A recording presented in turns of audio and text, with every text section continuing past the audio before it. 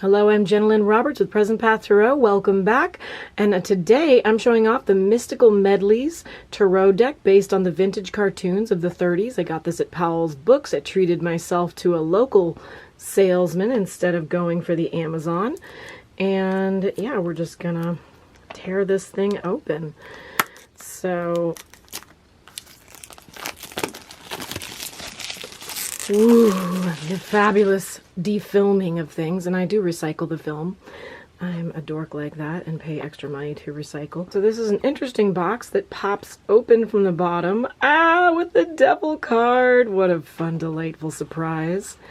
And then, yeah, that's a fun little box. And you can see that there's kind of a, it's not embossed, but a little print of the devil card again with constellations, really subtle. I don't know if you can even see it. It's really subtle. And then out slips the contents with a little sun on the inside of the box. Very cute.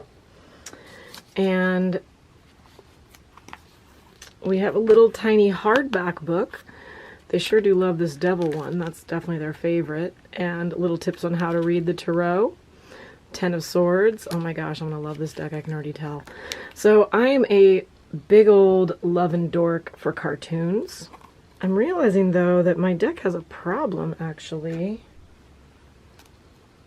Okay, so I opened this and I was like, oh my gosh, I have a bad printing of a deck because it has this like black spotting around it. And so at first I'm like, oh no, this is a bad print, but no. That's actually how it's meant to be, for the fun of making it look antique. So first I'm like, what the hey? But no, it's okay. So I'm just going to do a flip through of the cards.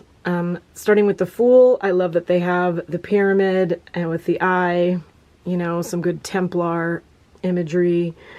The Magician. The High Priestess, that familiar cow.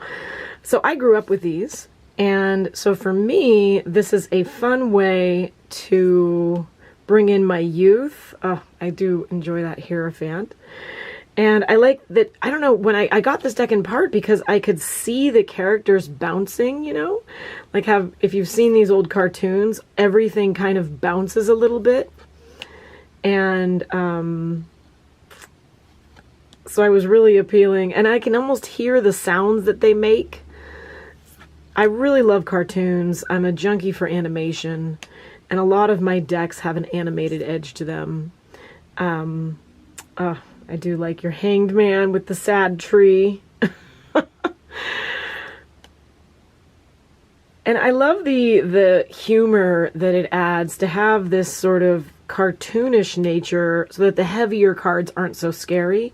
I also find that I prefer to read cards with kids with simpler images. I occasionally read for kids if their parents approve, and I do think it's fun to have decks that don't scare people. And so I was just really appealed to this.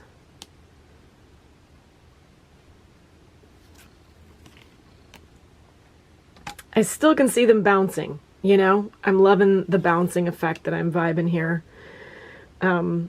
Betty Boop kind of came from this era, although she won't be in here because that would probably be copyright infringement. I'm presuming most of these things are past that point. Although this definitely has that hint of the Mickey Mouse cartoon where he, what was that called? So this also reminds of early Disney. If you're a Disney fan, I think you might vibe on this. And clearly it's based in just the Rider-Waite system, but with some of that classic early cartoon vibe. I like the arrow on here. He's looking that way. Very cute. So it's a fun Rider-Waite based deck. Clearly pretty simple. With a style and theme that is attractive to those of us who are cartoon nerds. I actually really enjoy that Ace of Cups.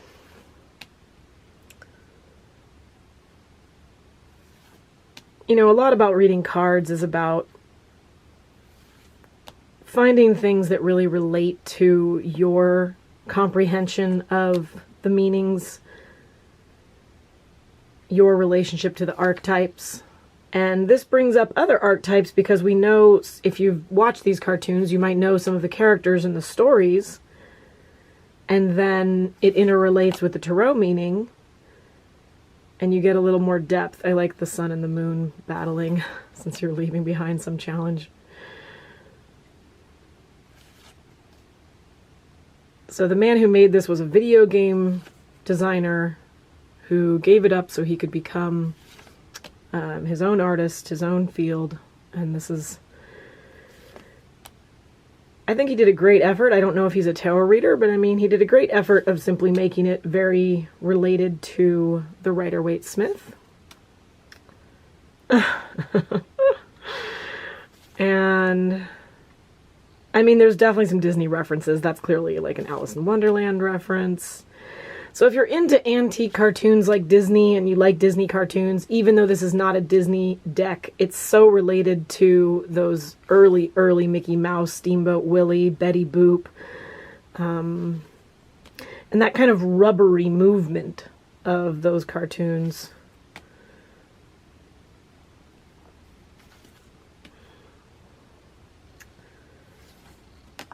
I love this. I like that he's giving the victory sign with his fingers as he's been laid out.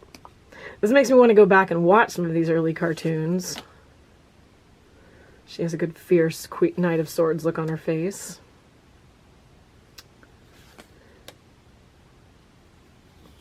I'll talk about the card stock after I get through the rest of the set.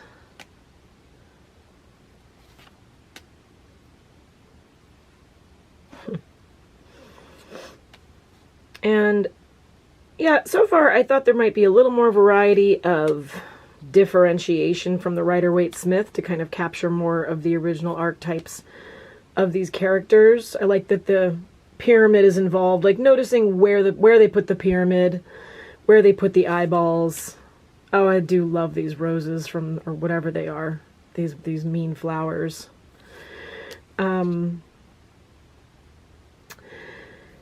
But it's pretty much a Rider-Waite-Smith deck with a theme based over the top of it, which, you know, that's fine if that's what you're into. Another reason we're coming upon why I just couldn't help but run out and get this deck is because this is a deck that has not only the happy squirrel, but the sad squirrel.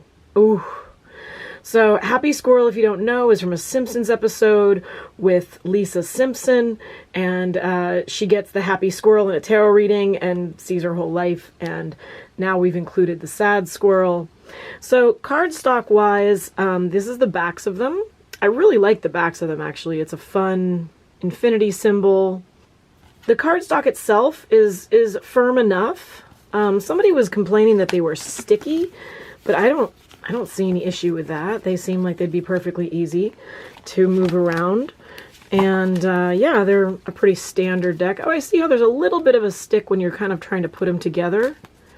But I think, yeah, they're not going to fan as easily as some slicker decks, you know? But I think it'd be easy enough to read with. I see what she's saying. It's a little bit sticky. Not sticky, but it's a little friction-y. And she mentioned that the cardstock is kind of cardboardy, which, I mean, all cardstock is, but it doesn't have much of a sheen to it. So I can see her point, but I'd say I'm going to be comfortable reading with this deck. I'm not that picky about the ability to fan my cards, although it does feel so sexy when you just like swoop them out. Let's give it a try. Ah, they fan fine. So thanks for watching. Please subscribe to my channel and join me for other videos. If you want to learn about the tarot, I regularly teach classes online in the evenings typically for 6 1.5-hour sessions is my norm right now. And you can follow me at presentpathtarot.com, get on my email list to learn more about that. And I hope that you have a wonderful day and go read some cards. Have a good one.